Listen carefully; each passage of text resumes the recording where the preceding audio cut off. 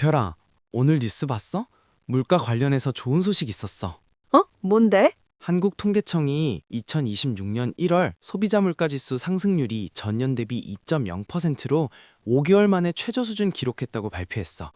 소비자 물가지수는 CPI라고도 하는데 우리가 사는 물건들 가격이 얼마나 올랐는지 보여주는 지표야. 12월보다 낮아진 거야? 맞아. 12월이 2.3%였는데 낮아진 거지. 석유 에너지 가격 하락이랑 농산물 물가 조정이 영향 준 걸로 분석됐어. 정부 관계자는 물가 안정 상황이 나타나고 있다고 밝혔고, 한국은행은 기준금리 동결 이어지는 가운데 중기 물가 목표 범위 내 진입을 주목하고 있대. 시민들 사이에서도 물가 안정 기대감이랑 생활비 부담 완화 반응이 섞여서 나왔어. 한국은행 금리 얘기도 나왔지? 한국은행 금융총화위원회가 1월 15일 기준금리를 2.50%로 유지하면서 시장 불안 요소에 대비하기로 했어. 2월 3일 공개된 회의 의사록에서 다수 위원들이 완화 정책 재개보다는 금융 안정 유지에 초점 맞추는 의견 개진한 걸로 나타났거든. 완화 정책은 뭐야? 금리를 낮춰서 경제활동 활성화시키는 거야. 근데 지금은 그것보다 금융 안정 유지가 더 중요하다고 본 거지. 한은은 환율 변동성이랑 가계부채 리스크 같은 걸 고려해서 금리 추가 인하 대신 중립적 기조 유지 가능성 시사했어. 전문가들은 이번 의사록 공개가 금융시장의 단기적 변동성 확대 요인으로 작용할 가능성 언급했고, 방송 프로그램 브랜드 평판 조사도 나왔다며?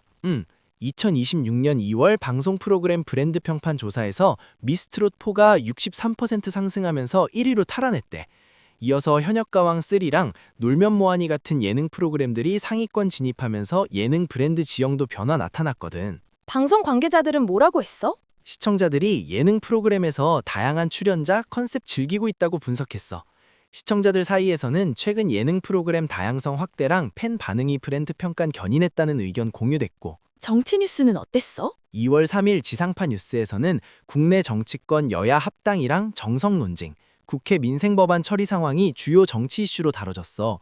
일부 의원들은 정책성과 중심 논의 필요성 강조한 반면 다른 정치인들은 합당에 따른 당내 외 전략적 계산 언급하면서 논쟁이 이뤄졌거든. 국민들 반응은? 해당 뉴스가 국회 본회의 일정이랑 민생법안 처리 논의와 맞물려서 정치권 전반 방향성이랑 정책 우선순위에 대한 국민 관심 높였어. 온라인 반응으로는 정책 성과 중심 정치 필요하다는 의견이랑 정권 재편 위한 정치적 연대 필요하다는 상반된 의견 나타났어. 날씨랑 대기질은 어때? 2월 3일 방송에서 기상이랑 대기질 정보가 주요 생활 뉴스로 보도됐어. 내일 4일 인천 비롯한 수도권이랑 전국 대부분 지역 대기질은 좋음, 보통 수준으로 예상된대. 국외 미세먼지 유입이랑 국내 오염물질 상호작용으로 일부 농도 상승할 수 있다고 예보됐고, 환경당국은 뭐한대? 환경당국이랑 지자체가 특별 감시활동 통해서 설 연휴 전후 환경오염사고 예방하려는 대응책 소개했어. 시민들은 방송 통해서 일상생활이랑 건강관리 측면에서 대기질 정보 확인하는 반응이 있었어. 강원 지역 산불 대책도 있었지. 강원 지역 MBC 뉴스에서 겨울철 산불 방지 대책이랑 대비 활동 보도됐어. 강원도가 산불 재발생 위험 높은 시기 맞아서 산불 감시 확대랑 대응체계 강화 추진하겠다고 밝혔거든. 산림재난대단 운영 계획이랑 감시 장비 배치 발표하면서 지역 주민들 안전의식 제고 강조했어. 지역 주민들 반응은? 지역 곳곳에서 주민들이랑 관계자들이 산불 예방 활동 강화가 산림자원 보호랑 주민 안전 확보에 도움될 거라고 전하는 반응이 있었어. 인천 허위신고 사건도 계속 뉴스에 나오네. 사회뉴스에서 학생이 학교에 허위 폭탄 신고한 스와팅 사건에 대해 경찰이 수사 결과 발표했다는 보도 나왔어.